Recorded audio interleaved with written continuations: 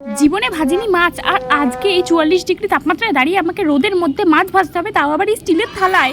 ফেসবুকে যবে থেকে ওই স্টিলের থালায় মাছ ভাজার ভিডিও ভাইরাল হয়েছে তবে থেকে তো সবাই আমার পিছনে উঠে পড়ে লেগেছে, তুইও মাছ ভেজে দেখা স্টিলের থালায়।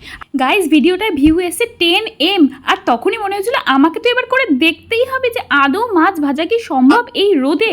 তো আমি দূরে রেখে এতক্ষণে মানে একদম ঝলসে গেছি পুরো। আর এই প্রথমবার আমি মাছ ভাজবো, কারণ এর আগে আমি জীবনে কোনোদিনও মাছ ভাজিনি। এত এক্সাইটেড ছিলাম, তাই বাবাকে বলেছিলাম যে একদম ছোট ছোট মৌলা মাছগুলো আনতে। আর আমি এখানে প্লেটটা একটু গরম হওয়াতেই, আর এখানে খুন্তিটা এত গরম হয়ে গেছে রোদে রেখে যে খুন্তিটাই আমি ধরতে পারছিলাম না। যাই হোক, তেলটা দিয়ে দিয়েছিলাম, তো আগের দিনের মতো ভুলটা আমি করিনি। একটুখানি করে তেল গরম করছি আর একটুখানি হাওয়া খেয়ে নিচ্ছি। যাই হোক, এইভাবে করতে করতে অনেকটা তেল একটু গরম হয়ে এসছে, কিন্তু অনেকটা তেল একসাথে দেওয়াতে পুরো তেলটা একেবারে গরম হচ্ছিল না মোটেই।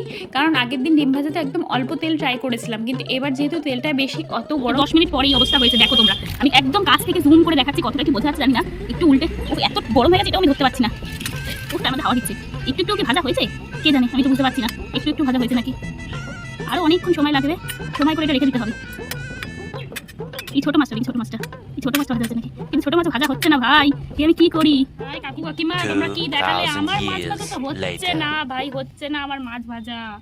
রেখেই দেবো এটা অনেকক্ষণ, দেখা যাক কতক্ষণে কি হয়। ঠিক আছে, যেরকম হয়েছে আমি সেরকমটাই তোমাদের দেখাচ্ছি। 10 মিনিট এরকম হয়েছে, কি করি এবার? পুরো ভাজা ভাজা হয়ে গেছি। এখানে হাওয়া খাচ্ছি হাত পাকা দিয়ে, এই যে গাড়ি থেকে হাত পাকা নিয়েছি, অত রোদে আমি দাঁড় পাচ্ছি না। মানে এত কষ্ট হচ্ছে, মাছ ভাজা হচ্ছে না ভাই, মাছ ভাজা হচ্ছে না।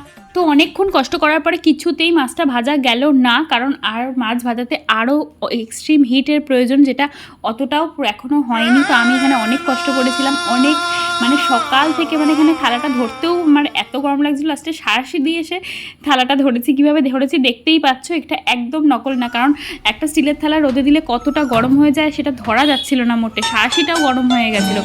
তো অনেক কষ্ট করেছি, কিন্তু মাছ ধরতে পারিনি গাইস। কিন্তু তোমরা কিন্তু অবশ্যই একটা লাইক করো আর অবশ্যই শেয়ার করো ভিডিওটা।